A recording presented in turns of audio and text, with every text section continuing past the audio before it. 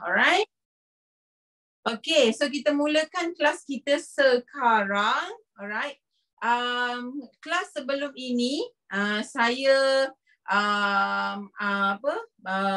ambil topik kemahiran geografi untuk graf, membina graf, jadual dan sebagainya. Okay, yang inilah.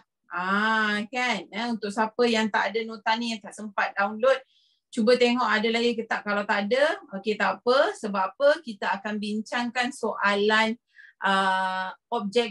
subjektif untuk graf ni, sebab ada soalan-soalan yang memerlukan kemahiran kamu. Kemahiran untuk kamu, orang kata apa? Berfikir.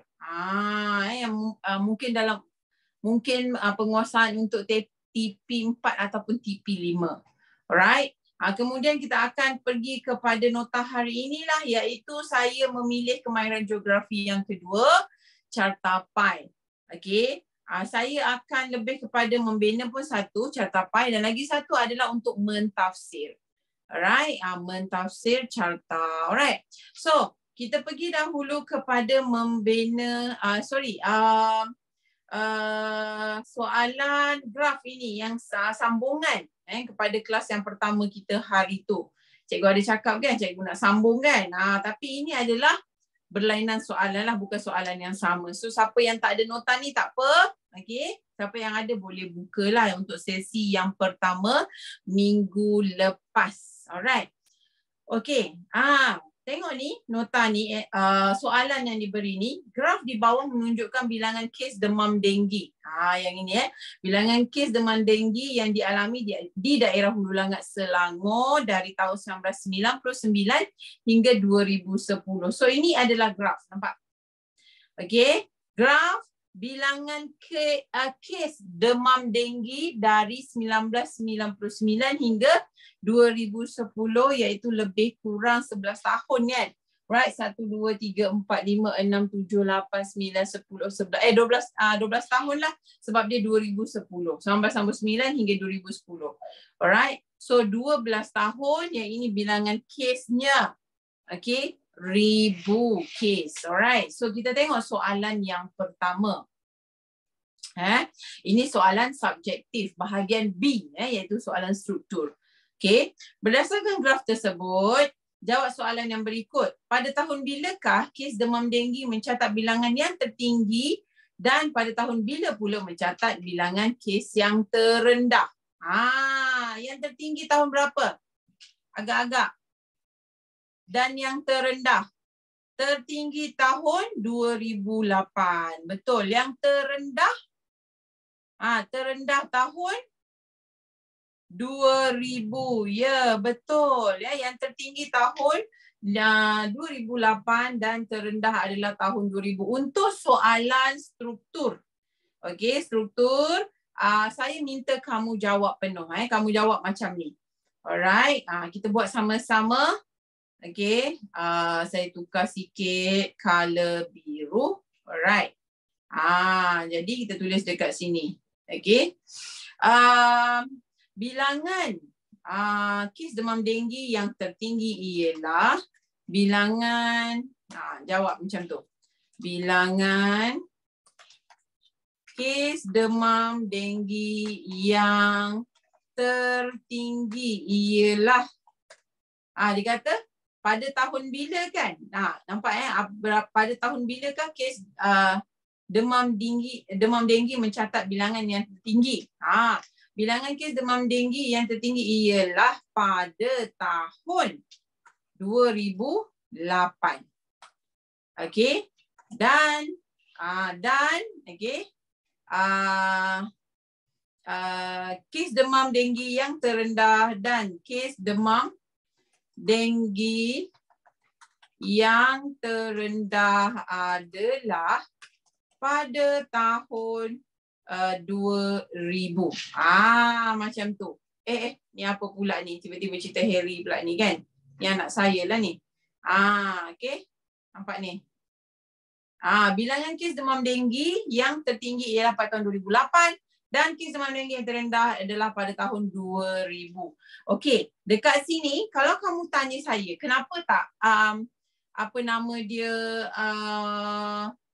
tak bagi tahu nilai. Okey, berbalikkan kepada soalan. Dia tak tanya kamu bilangan kes tersebut. Dia tanya pada tahun bilakah kes demam denggi mencatat bilangan yang tertinggi dan pada tahun bila pula mencatat bilangan kes terendah. Dia tanya kamu tahun saja.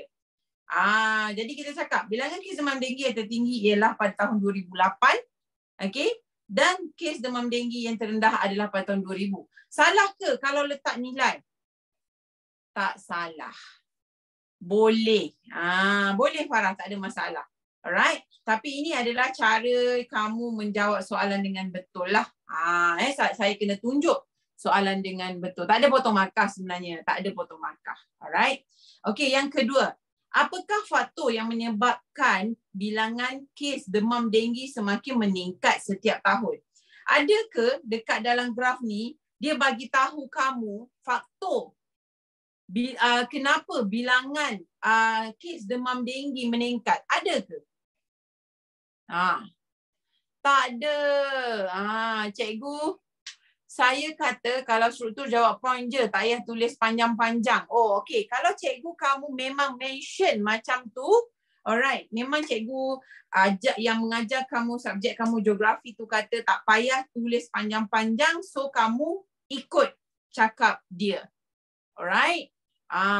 Kalau ikutkan skema yang diberi oleh kementerian bila dalam kursus memang macam ni.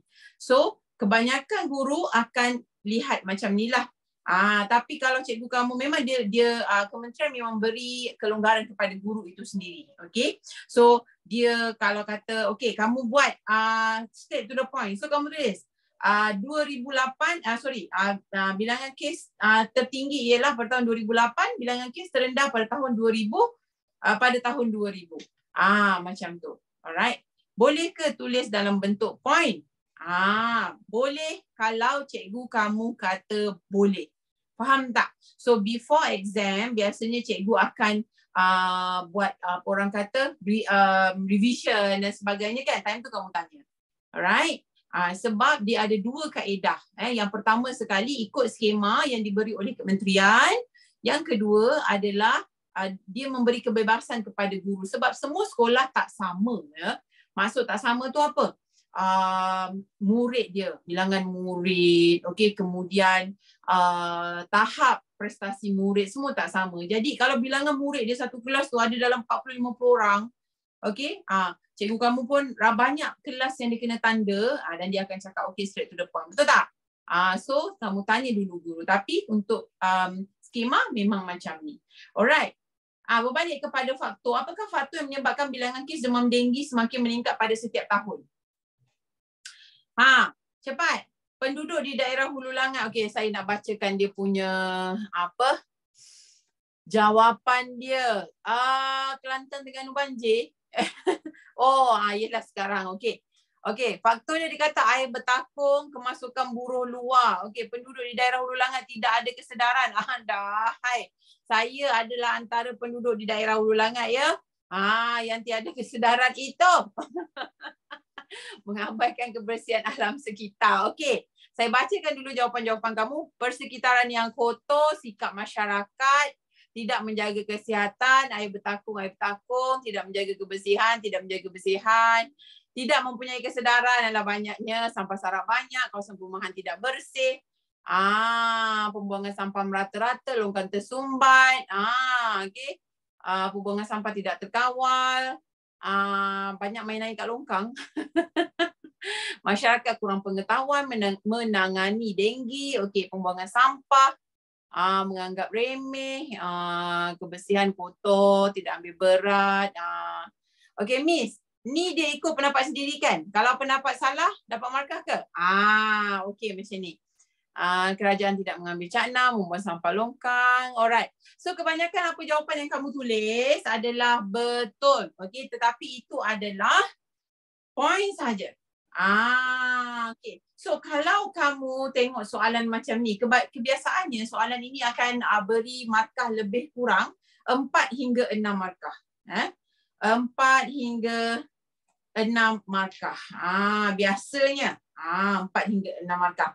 So kalau ada 4 markah, kalau kamu tengok dekat bawah tu 4 markah, kamu kena beri 2 faktor.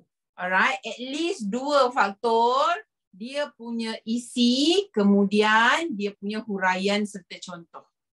Alright, graf bab 1. Okey. Isi, okey, huraian contoh itu sebenarnya 2 markah dah dapat dekat situ. Alright. Point dia, contoh kalau kamu kata sikap masyarakat, kamu terangkan sikap masyarakat tu adalah point dia. Alright, isi dia kenapa? Sikap masyarakat yang bahagian mana yang boleh menyebabkan kes demam denggi semakin meningkat. Kalau kamu bagi contoh lagi mengukuhkan kamu punya huraian, itu itu baru 2 markah. Alright, untuk 1 faktor. Bagi lagi 1 faktor. Okey, jadinya kamu akan dapat 4 markah siap dengan huraian dan juga contoh. Kalau ada 6 markah, so kamu kena bagi berapa? Berapa faktor? 3, pandai. 3 isi, 3 huraian. Okey, kukuhkan huraian kamu dengan contoh. Alright, ada yang tanya tadi, cikgu ini soalan pendapat sahaja. So kalau pendapat kita salah, tak dapat markah ke? Yes. Kalau pendapat salah tak dapat markah. Okay? Bukan bermaksud soalan ini dia bertanyakan tentang pendapat kamu dan kamu boleh merepek. Tak boleh. Sekiranya bubuh peribahasa boleh tak? Okay, untuk geografi, peribahasa tidak memberi apa-apa kelebihan. Kalau untuk sejarah, yes. Okay, dia ada kelebihan dekat situlah, perumpamaan, peribahasa dan sebagainya. Tapi kalau untuk geografi, tak payah. Alright? Nanti kamu nak fikir-fikir peribahasa apa semua mengambil masa kan. So tak payah, straight to the point sahaja. Okay, tetapi faktor kamu mestilah relevan. That's why tadi ada kata kalau pendapat salah tak ada markah. Memang tak ada markah. Dia tanya tentang faktor yang menyebabkan kes demam denggi. Tiba-tiba kamu bercakap tentang faktor yang menyebabkan banjir. Okay. Jadi kamu dah salah dekat situ. So tak dapat markah. Alright. Mestilah relevan dan berkaitan dengan soalan. Contohnya apa yang kawan-kawan kamu kata tadi, iaitu berkenaan dengan kesedaran, air bertakung. Okay.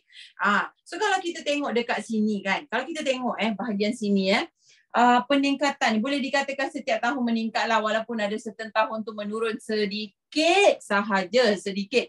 Tapi basically kita boleh kata meningkat setiap tahun. Okay. First sekali, alright, air bertakung, sikap masyarakat semua tu. Okay, first sekali cikgu nak kamu kaitkan dengan pertambahan penduduk. Faham tak? Sebab kalau kita tengok dekat kawasan Hulu Langat, Hulu Langat ini nama je Hulu Langat, daerah Hulu Langat, dia adalah pinggir bandar Kuala Lumpur. Pinggir bandar Kuala Lumpur, dia sebelah Kuala Lumpur je Hulu Langat ni. Betul tak? Jadi dia punya apa kita panggil tu kepadatan penduduk dia sangat tinggi sekarang. And then kamu, saya rasa kamu tahu Hulu Langat sekarang ni dia apa namanya Kajang sampai ke Sungai Buloh semua tu dah ada MRT. Setiap stesen MRT, boleh katakan setiap lah, bukan setiap kebanyakan ada 2-3 stesen MRT tu ada penempatan penduduk, kondominium disediakan dekat situ. Betul tak? Jadi pertambahan penduduk pun betul juga. So apa yang kamu kata tu tadi, contoh yang pertama, cikgu ambil point cikgu dulu. Alright, iaitu pertambahan penduduk. Pertambahan penduduk yang mendadak. Okey, kamu buat macam ni. Ini point dia. Kan?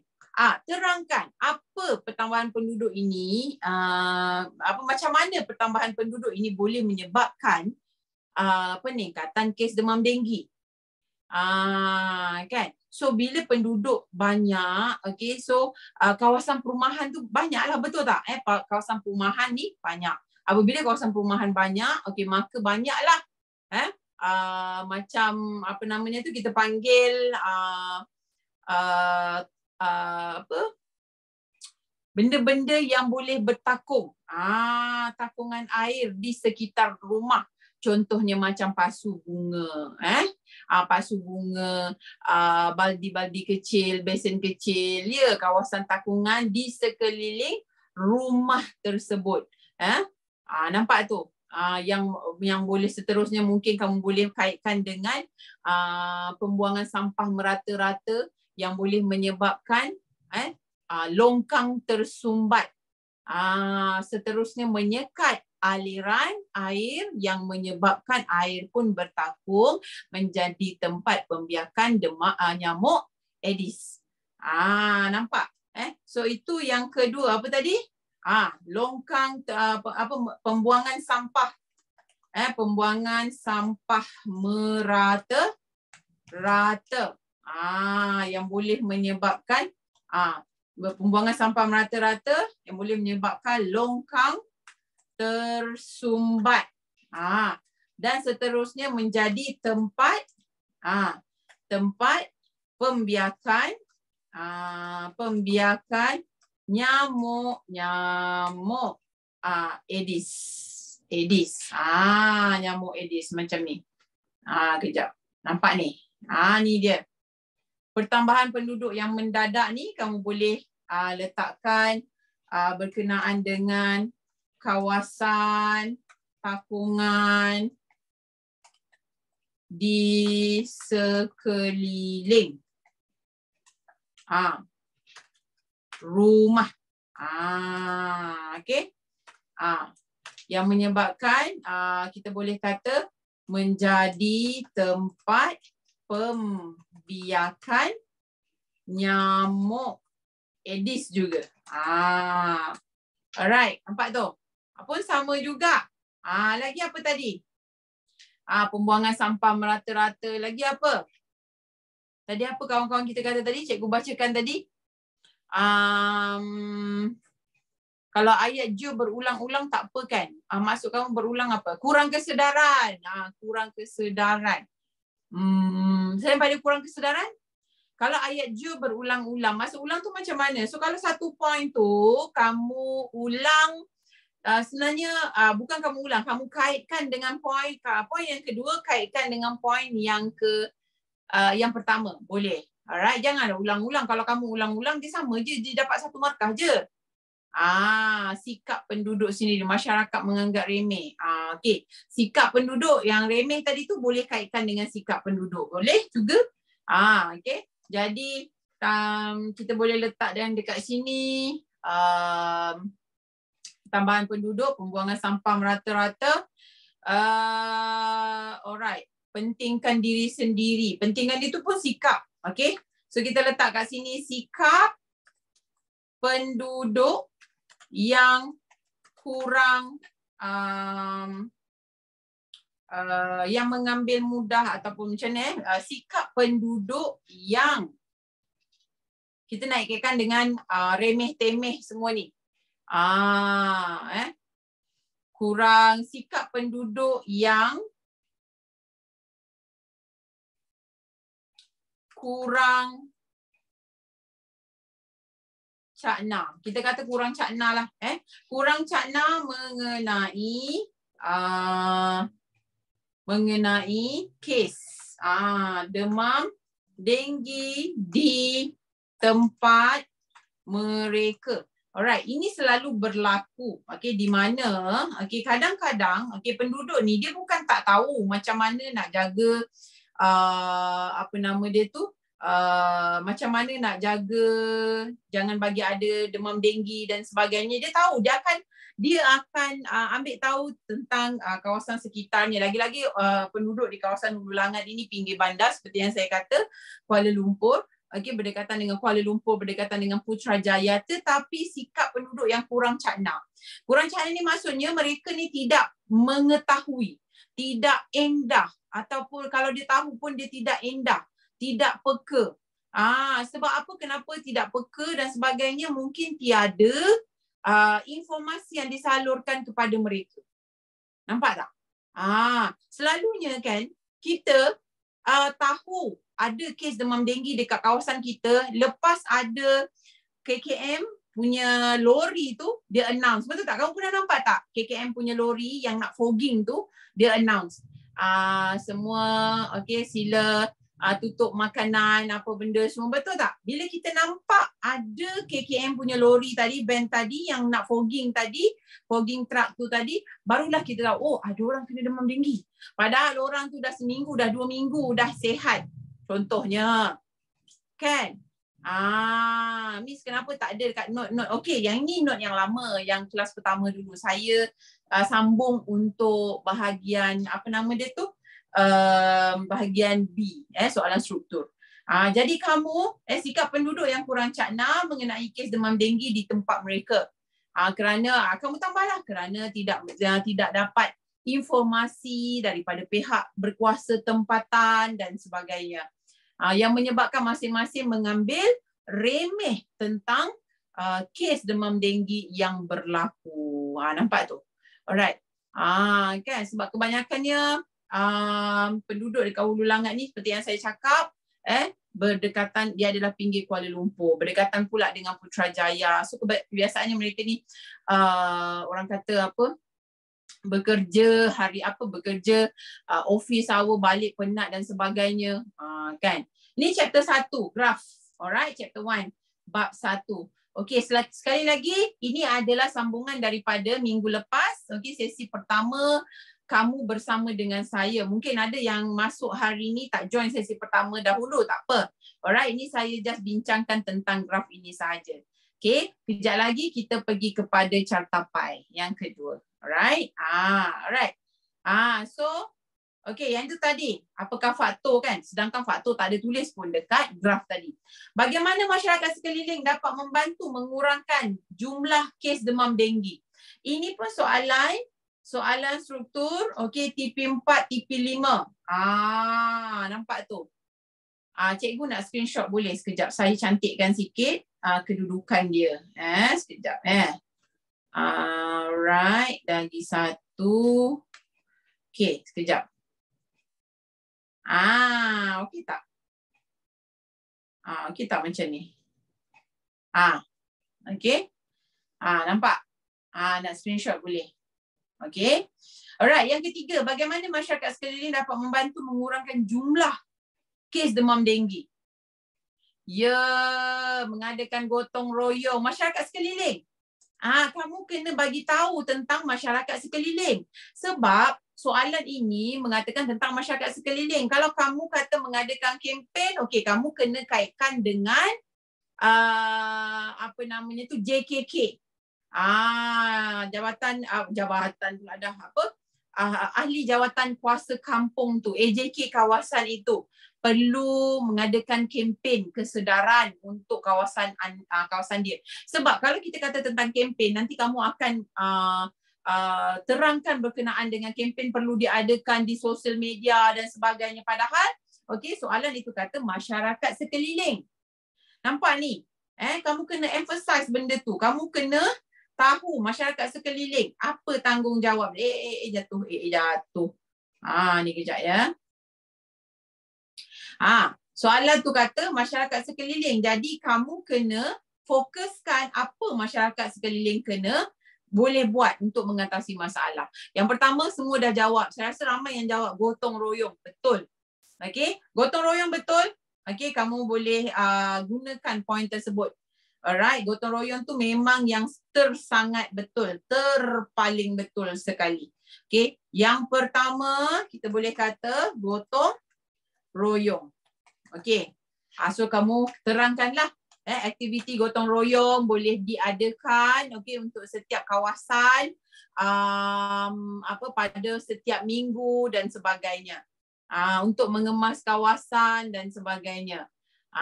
Lepas tu ada yang kata mengadakan kempen.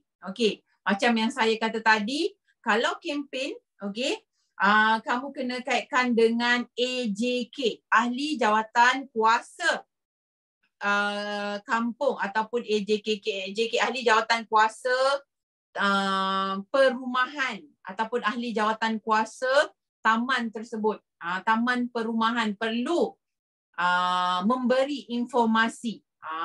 Kan?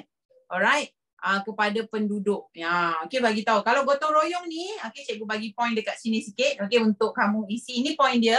Kamu boleh huraikan dijalankan pada hari Minggu. Okey. Fokus kepada pembersihan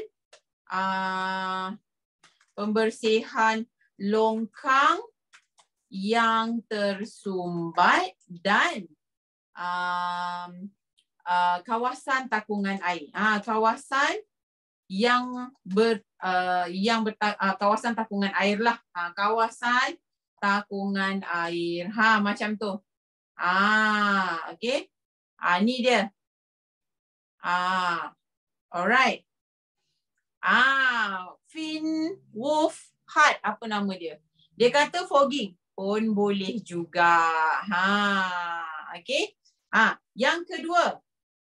Okey, tadi dia kata kempen kan? Okey, kempen kesedaran. Okey, kempen kesedaran ni boleh tapi kamu kena kaitkan dengan masyarakat sekeliling itu sendiri. Kempen kesedaran. Okey. Alright.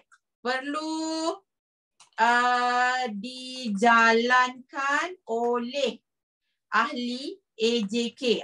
Gitu tak? Ahli jawatan kuasa. Ahli jawatan kuasa. Satu perkataan kan? Jawatan kuasa, dua perkataan. Alright, iaitu AJK. Sesebuah taman perumahan atau kawasan. Okey, untuk apa? Supaya penduduk kawasan tersebut sentiasa peka. Macam ni. So kalau ada 4 markah, masukkan yang ni. Tadi ada kawan kita kata fogging. Boleh juga. Fogging dalam bahasa Melayu. Sekejap. Apa kita panggil tu ya? Penyemburan. Mengasap. Penyemburan. Yes. Yang ketiga. Ketiga. Penyemburan. Penyemburan asap. Di dalam kurungan kamu letak macam ni. Dalam kurungan. Fogging.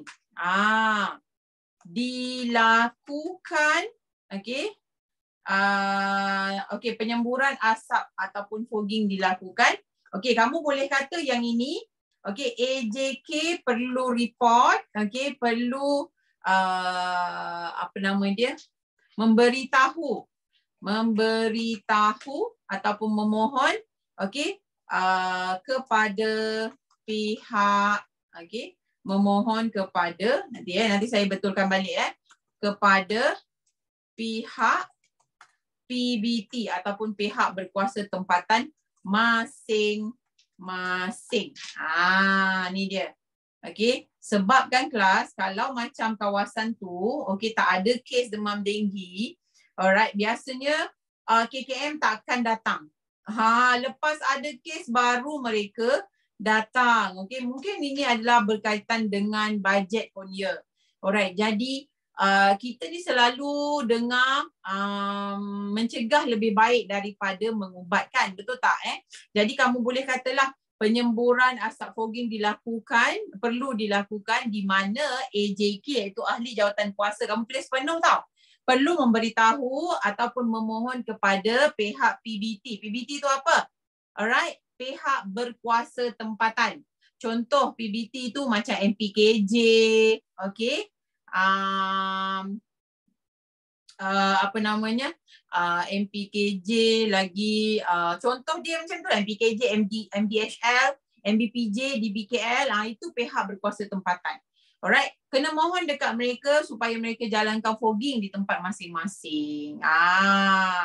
So kalau 6 markah bagi 3 poin, kalau 4 markah bagi 2 poin, pastikan 2 isi 2 huraian dan contoh yang sesuai. So kamu akan dapat full mark. Miss boleh dalam bentuk poin ke? Alright.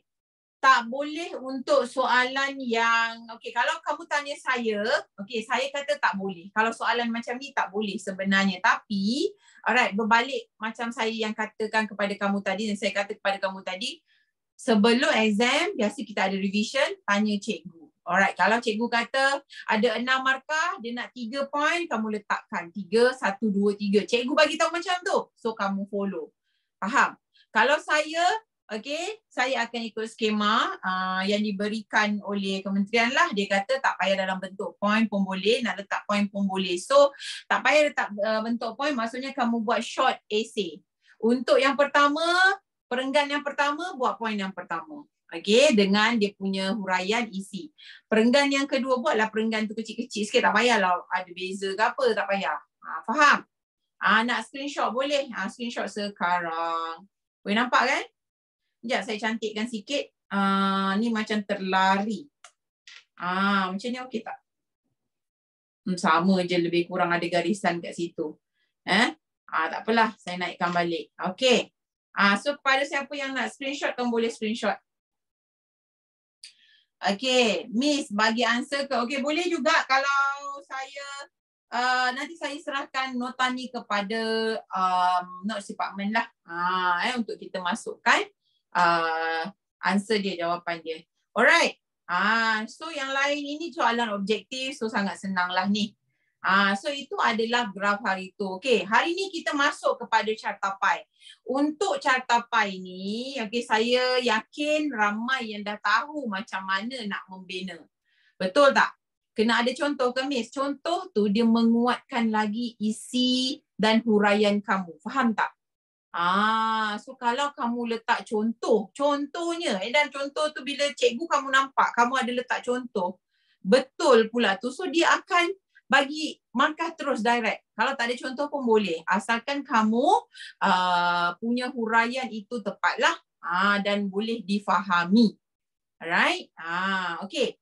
Contoh tu dia menguatkan lagi. Miss kalau 6 markah kena ada pengajaran tak? Ikut soalan.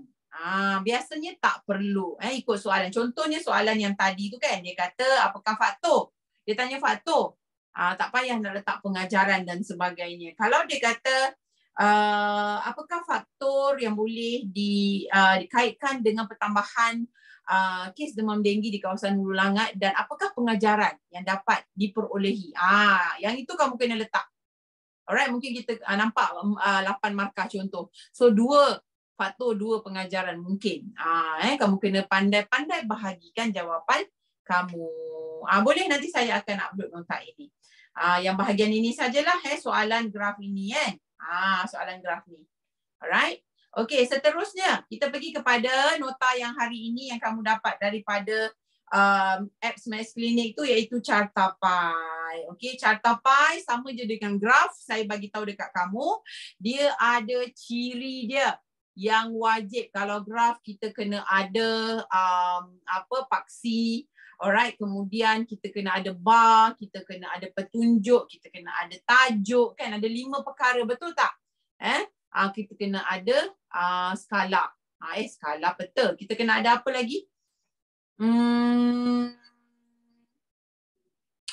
Paksi, tajuk paksi itulah. Maksudnya paksi punya unit. Nilai paksi, nilai paksi. Alright. Yang tu kamu kena letak untuk graf. Alright. Tapi kalau untuk carta pie, dia lebih kurang sama juga. Iaitu, tengok dia kena ada, kita highlightkan dekat sini. Yang pertama sekali, ciri mesti kena ada tajuk. Carta pie kamu merujuk kepada tajuk apa carta pie itu. Kemudian kena ada petunjuk, lorek ataupun warna, jangan malas. Ini carta pie, bukan bar, bukan graf. Alright. Kena ada jumlah keseluruhan nilai. Total dia kamu kena letak dekat bawah. Contoh dia, alright, ni kita tengok sekarang. Langkah membina carta pie. Untuk membina carta pie ini, alamak, orang sebelah ni tak habis lagi dia renovate kan. Memang dia buat satu rumah habis ni. Saya dah bagi tahu dah tadi, tak apalah. Alright. Okey, untuk membina carta pie ini adalah beberapa langkah yang perlu kamu ikut. Okey. So contoh ini adalah laporan Majlis Perbandaran Manjung berkaitan dengan kedatangan pelancong tempatan ke Pulau Pangkor pada tahun 2017. So kamu kena convertkan data ini. Sekejap ya. Geram je saya. Alright. So kamu kena convertkan data ini menjadi carta pie.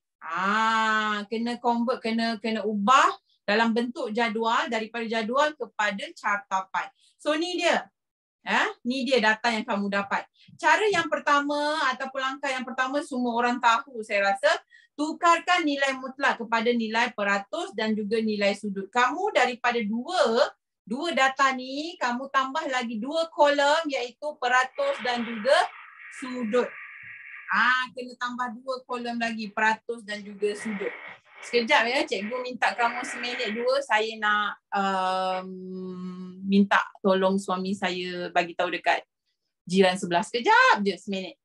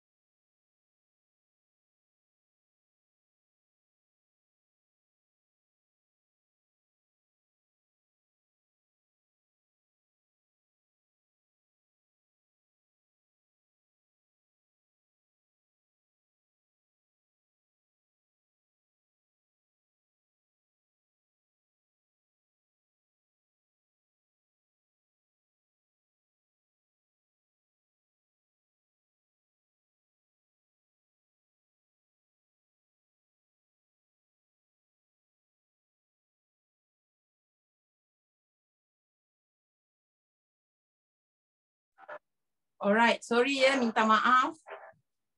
Saya tak tahulah dia boleh berhenti sekejap ke tidak. Okay, so kamu dapat data ni. Okay, daripada data ni kamu tambah 2 kolom sahaja iaitu kolom nilai peratus dan juga nilai sudut. Nilai peratus dan juga nilai sudut. Macam mana nak kira peratus? Okay, kira peratus senang saja.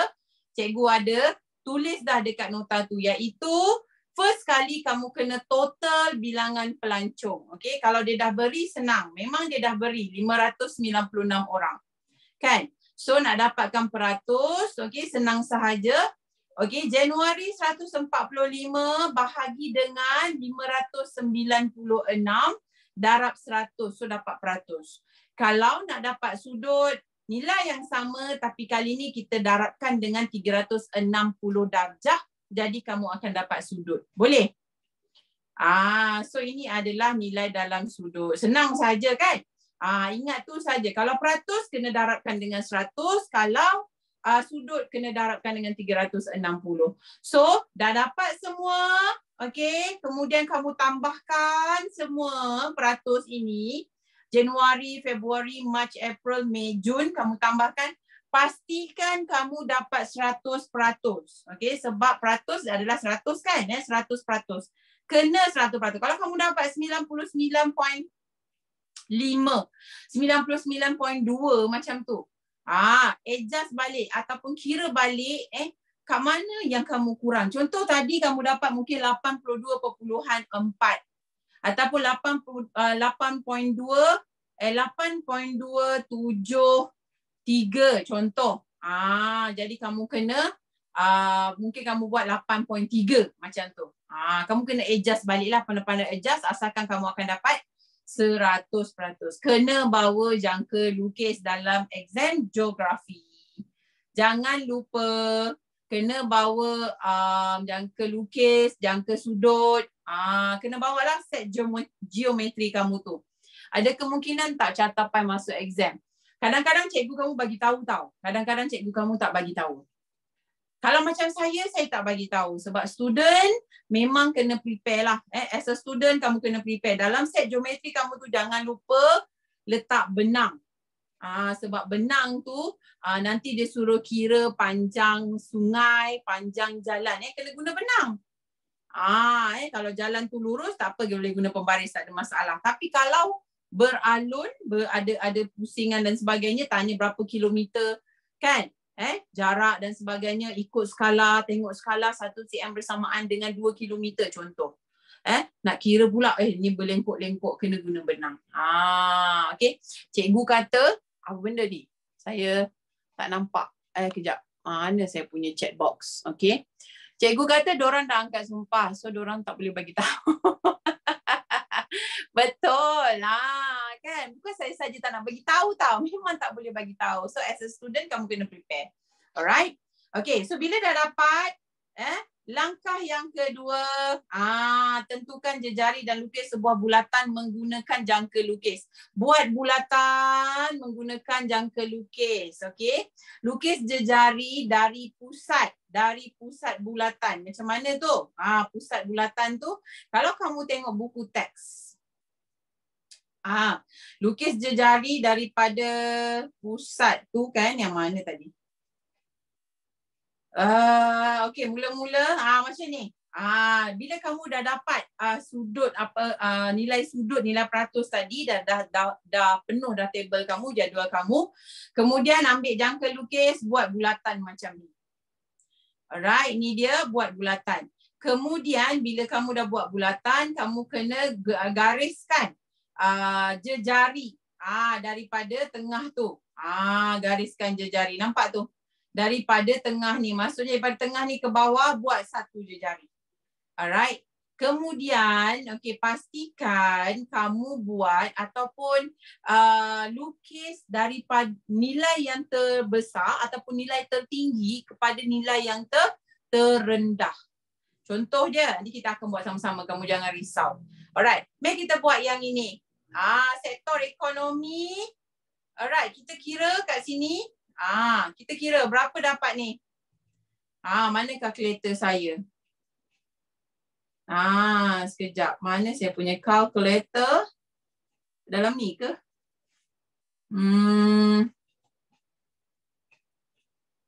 Ni dia. Okey. Kita buat kira-kira dekat sini. 216,600. Alright. 216,600. Alright. Tambah dekat sini. Okey. 98,000. Tambah lagi. Alright, tambah cepat. Buat dalam nota tu. Okey. 32540, 32540. Kita tambah dengan 62080. 62080. Kita tambahkan lagi dengan 198,500. So jawapan dia ialah 607720. Ya, betul. Ramai yang dapat sama dengan saya. Alright.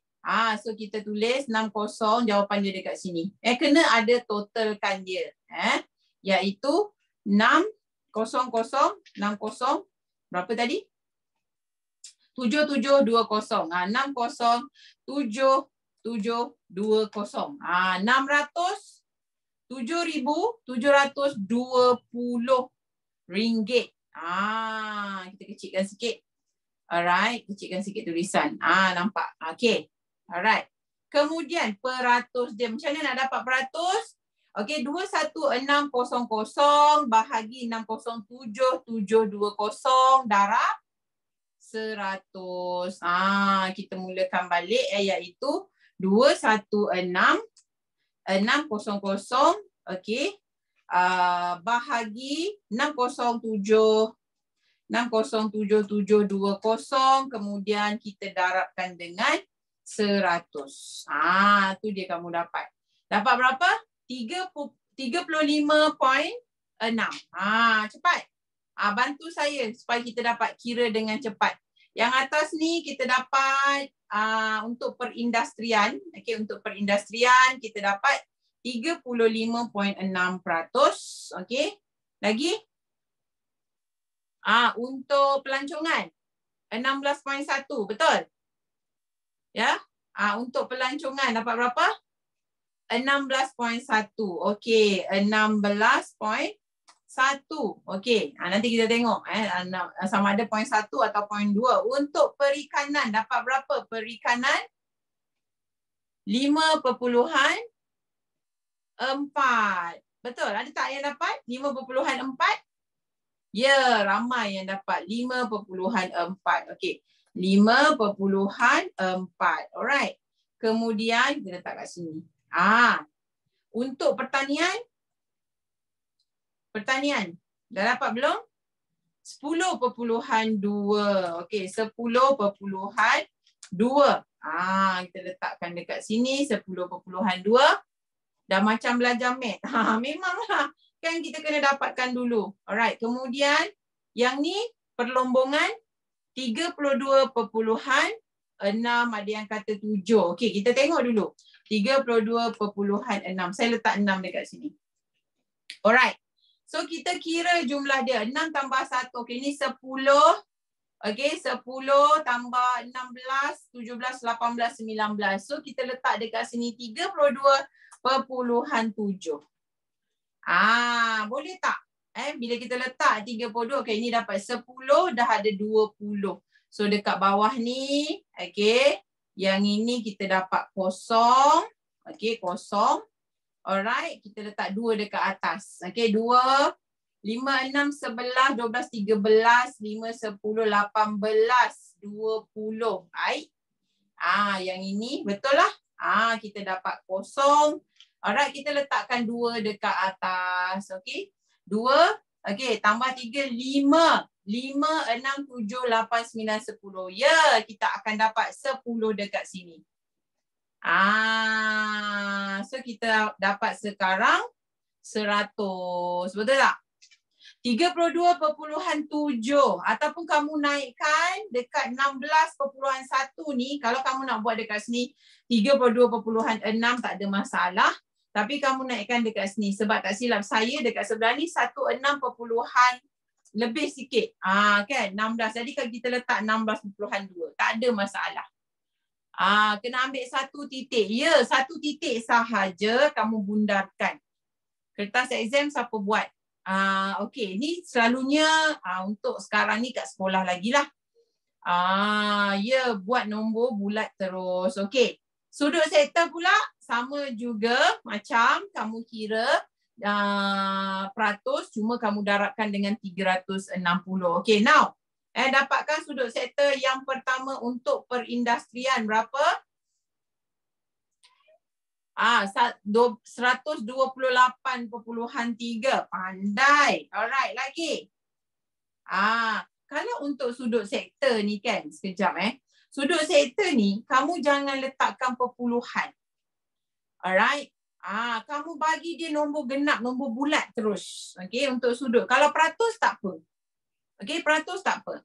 Alright. So, kita ambil dekat sini 128.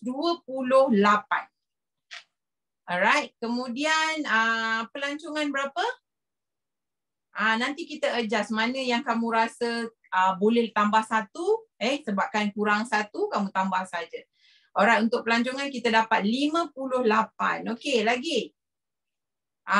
Untuk perikanan 19. Okey, perikanan 19. Alright, tulis kat sini. Okey. Kemudian untuk pertanian untuk perikanan dia pertanian 37. Alright, 37 lagi. Akhir sekali perlombongan 118. Okey, akhir sekali perlombongan 118. Okey, kita kira boleh dapat tak? Alright, 360. 128 kita tambahkan dengan 58. 58. Alright, tambah 19 tambah 37 tambah 118. Okey. Ya, kita dapat 360.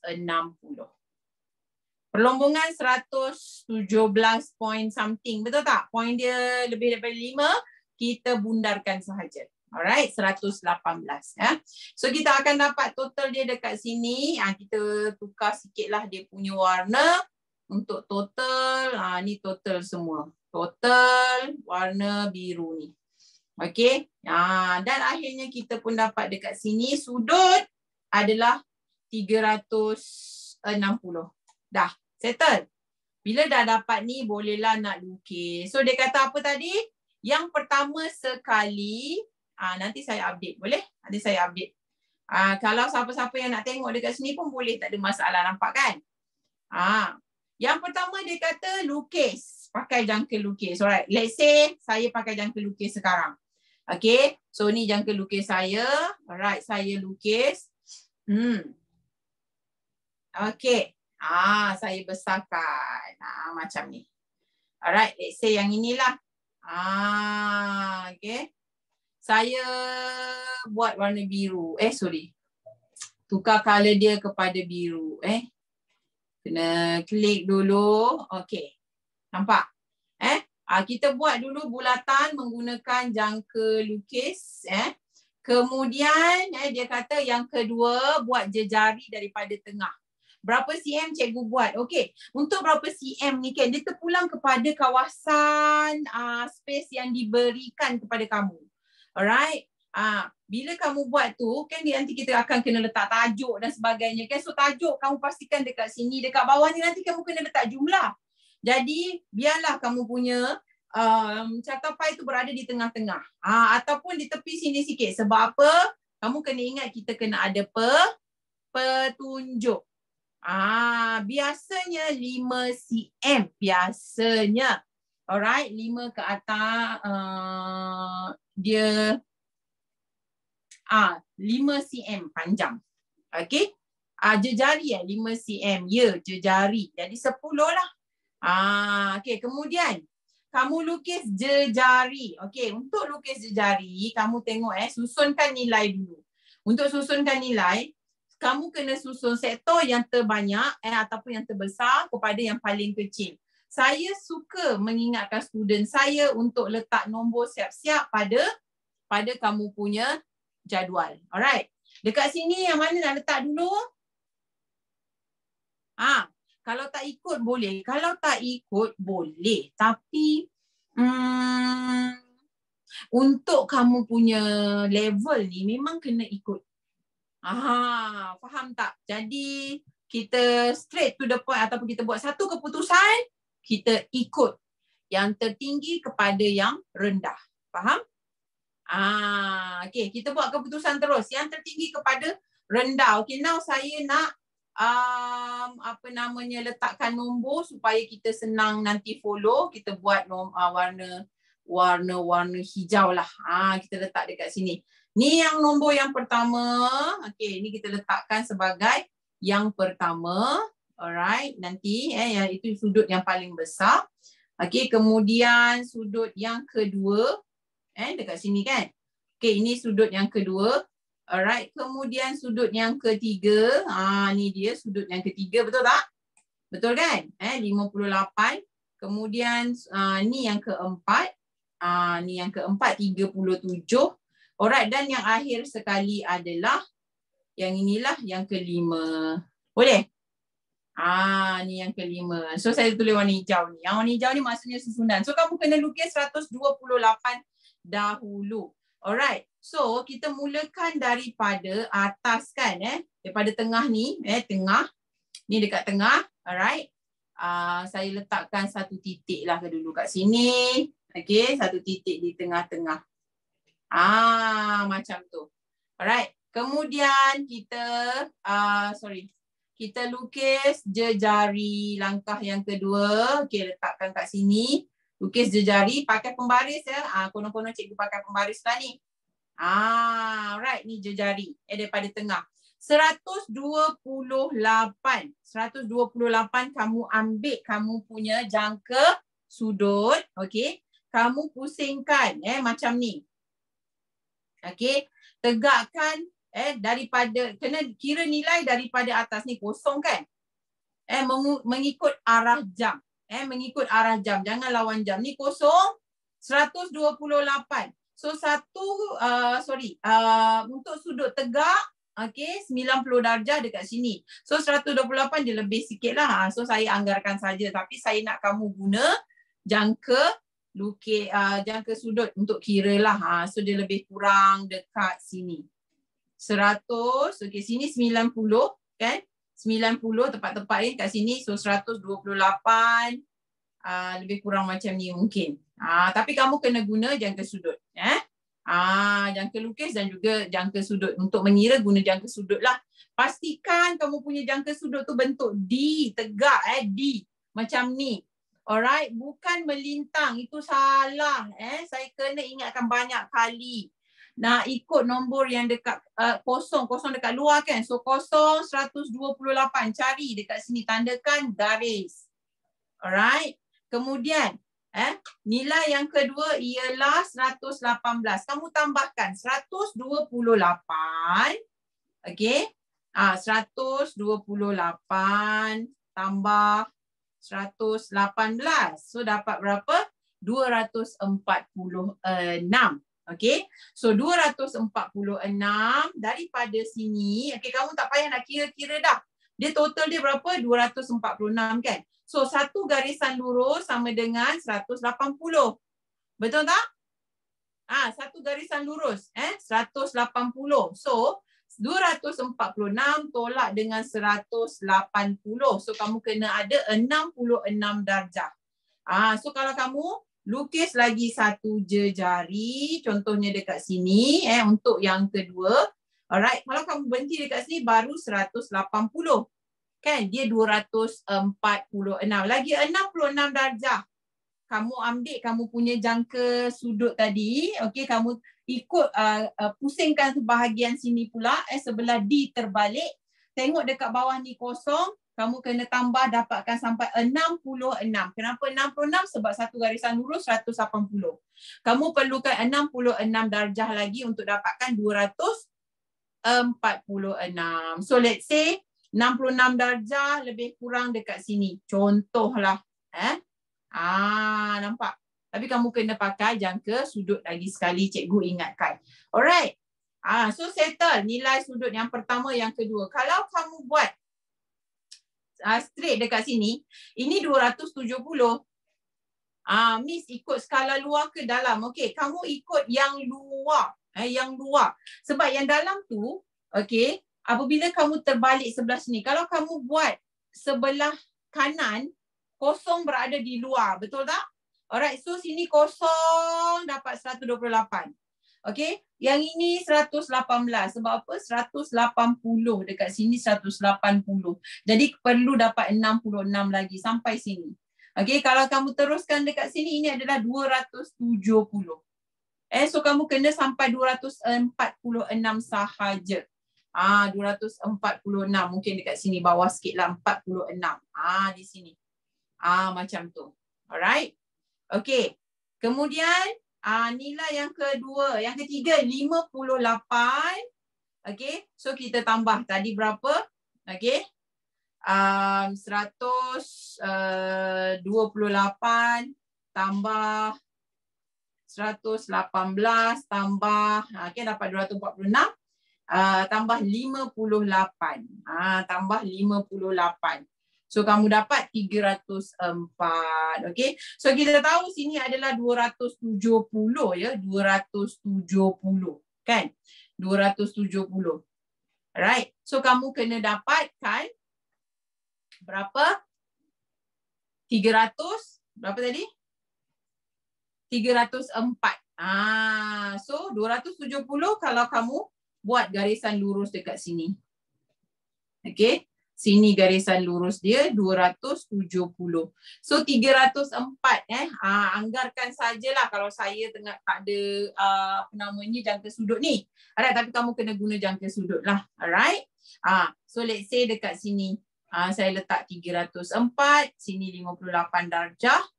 Alright. Kemudian kita ada 37 darjah. Okey, tambah lagi 304 tambah 37. Okey, sama dengan 341. So letakkan balik jejari tu dekat sini. Okey, ni saya guna ni kan, kamu lukislah. Alright. 300 berapa tadi? 41. So dekat atas ni 360 kan? Dia 341, mungkin lebih kurang dekat sini. Tapi kamu tolong guna jangka sudut. Okey? Macam tu. So bila dah dapat, inilah dia bentuk dia. So semakin lama semakin ni besar, second besar, kecil, kecil, kecil. Macam tu. Alright. Nampak? Macam ni. Okay. Kemudian bila dah dapat ni warna atau lorekkan sektor. Okay. Kamu boleh warna ataupun lorekkan. Kita letakkan dulu nilai peratus dia. Nilai peratus. Alright. Kita letakkan dekat sini. Saya tukar warna orange lah kot. Okay. So nilai peratus dia. Okay. Dekat sini 128 peratus. Sudut kan? Darjah. Sorry. Bukan sudut. Peratus. Tengok. Ni kita letak nilai peratus. Yang ini berapa peratus? 35.6. 35.6. Kita letakkan peratus tau, bukan darjah. 35.6. Darjah kita kira saja. Alright. Yang ni kita letakkan peratus. Nampak tak? Kau tak nampak cikgu tukar warna hitam lah. Okay. Okay, kita letak dekat sini. Okay. And then, apa lagi tu?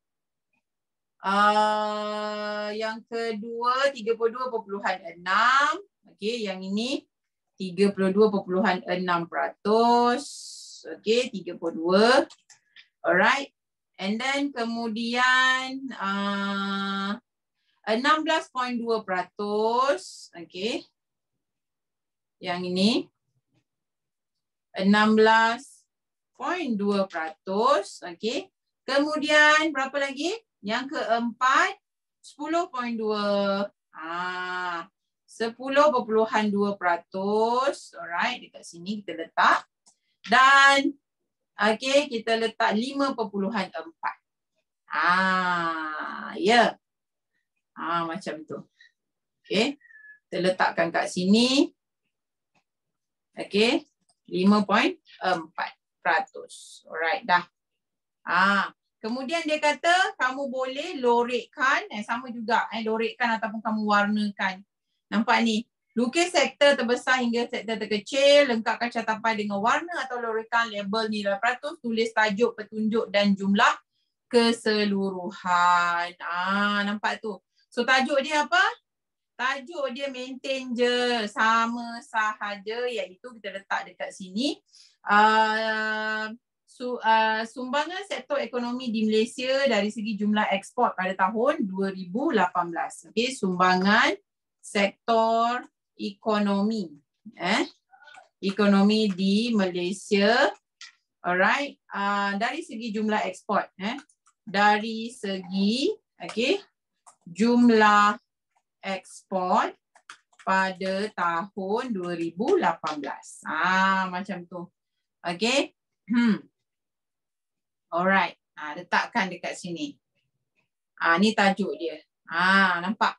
Okay, kemudian buatlah petunjuk. So kamu terpulang kepada kamu sama ada kamu nak lorekkan. Okay, kalau kita lorekkan pun tak ada masalah. Contoh kalau saya lorekkan macam ni.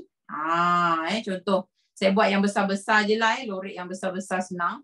Okay. Buatkan lorek. Lorek ataupun color. Mana satu yang kamu rasa mudah dan juga cepat untuk kamu siapkan kamu punya cartapai. Kalau saya lorek je besar-besar macam ni. Tak payah nak lorek kecil-kecil sangat. Ambil masa. Kita nak jimatkan masa. Lorekkan saja begini lebih kurang. Alright. Lorekkan besar-besar. Okay. Yang ini. Okay, yang pertama. Yang kedua. Okay, kamu lorekkan juga. Mungkin pattern yang lain. Mungkin yang ini kamu buat pattern tegak pula. Okay. Tapi tak nak tulis dekat atas tu. Okay, kita buat macam ni. Buat lorek macam ni pun tak ada masalah. Tak ada masalahnya.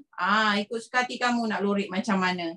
Asalkan dia berbeza antara satu sektor dengan sektor yang lain. Macam tu. Okay. Kemudian buat cantik lah ya. Kemudian kalau kamu nak bulat-bulat pun tak ada masalah. Contoh, cikgu buat bulatan dekat sini. Cikgu bulatkan. Okey. Tak kat sini dulu. Sorry. letak sini. Okey. Kita bulat-bulat. Okey. 1, 2. Okey. Sini. Okey. Kemudian yang ni mungkin kita buat star pun boleh, tak ada masalah. Kalau kamu, sebab saya guna komputer kan, ada banyak ni lah, banyak pilihan lah. Kalau kamu tak ada pilihan, tak apa. Kamu lorek menyending pun boleh, tak ada masalah. Asalkan kamu boleh bezakan. Dan yang akhir sekali saya tak lorek. Okey. Cuba lorek guna warna pun boleh, tak ada masalah. Dah letak siap nama untuk sektor. Betul, okey. Letak dekat petunjuk. Okey, kamu buat satu. Alright, dekat sini.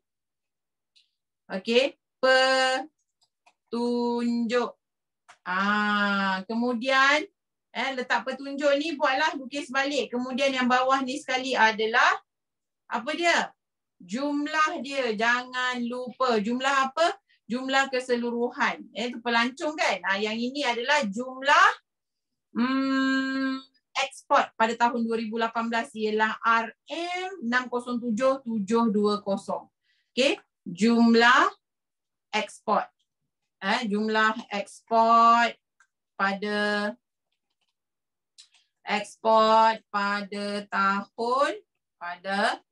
tahun 2018 ialah RM607720. Okey. Faham? Petunjuk ni wajib buat. Ya, betul. Ya, ada ciri kan? Tajuk, cartapai semua tu. And then petunjuk ni pun adalah ciri dia. Kamu kena buat ya. Must do. Ini adalah compulsory. Masukkan sini. Okey, kamu letakkan petunjuk dekat sini. Table. Okey, buat cantik-cantik. Okey. Macam tu. Ataupun letak kat dalam ni, tak ada masalah. Kemudian buat kotak. Kotak, gariskan. Yang ni perindustrian, yang ni pelancongan, yang ni macam tu. Boleh? Okey? So saya nak kamu siapkan yang ini. Alright? Okey, so ingat dia, perkara wajib yang perlu ada untuk cartapai. Okey, iaitu yang pertama sekali yang dekat sini yang kita highlight. Tajuk, petunjuk, lorek atau warna, jumlah keseluruhan. So petunjuk tadi memang wajib. Dan kena lorek atau warnakan. Kalau kamu ada bawa highlighter, ada bawa highlighter yang berwarna-warni, ada bawa color, so boleh. Kalau tak ada, biasanya kita lorekkan macam ni. Sama ada bulat, ada yang bentuk, apa nama dia tu, macam sungai pun boleh, tak ada masalah. Tak semestinya kena ada bentuk line sahaja. Menyendeng pun boleh, tak ada masalah. Asalkan kamu letak dekat petunjuk ni nanti. So petunjuk ni nanti buat satu-satu. Okey, lorek balik ikut. Contohnya yang ni 1, so ada 5 kan? 2, yang kedua tu apa? Yang ketiga apa? Yang keempat apa? Yang kelima tu sektor apa? Macam mana kamu lorekkan, macam itulah kamu letak dekat sini. Lepas tu tulis apa benda, perindustrian, pelancongan dan sebagainya. Boleh? So banner cantik-cantik. So kenapa penting cantik ni? Sebab kekemasan. Bila cikgu kamu tengok, nampak ni? Kita gunakan. Nampak tak? Bila cikgu lukis tengah-tengah, cikgu dah tahu dah. Kamu kena tahu petunjuk letak kat mana. Jangan dah siap tengah-tengah kemudian baru terfikir, alamak petunjuk. Dah tak boleh, takkan nak padam, ambil masa. Kan? So kita letak tepi siap-siap, letak petunjuk kat atas ni tajuk, kat bawah ni jumlah. Boleh? Okay. So ini sangat penting untuk soalan struktur. Dia akan membawa kepada 10 markah. Buat cartapai guna pensel kan? Ya, boleh guna pensel, boleh guna pen, tak ada masalah. Tapi apa-apa hal, tanya dulu dengan cikgu. Kalau cikgu kamu kata boleh pakai pen ataupun kena pakai pen, kamu pakai pen. Alright. Okay. So sekian itu sahaja untuk hari ini. Ada rezeki kita jumpa lagi. Okay, nanti saya akan uploadkan jawapan ini. Dah saya akan siapkan untuk petunjuk ni dahulu. Kemudian saya beri kepada notes department. Terima kasih join kelas saya hari ini. Bye. Assalamualaikum. Salam sejahtera. Happy holiday. Bye. Okay, terima kasih.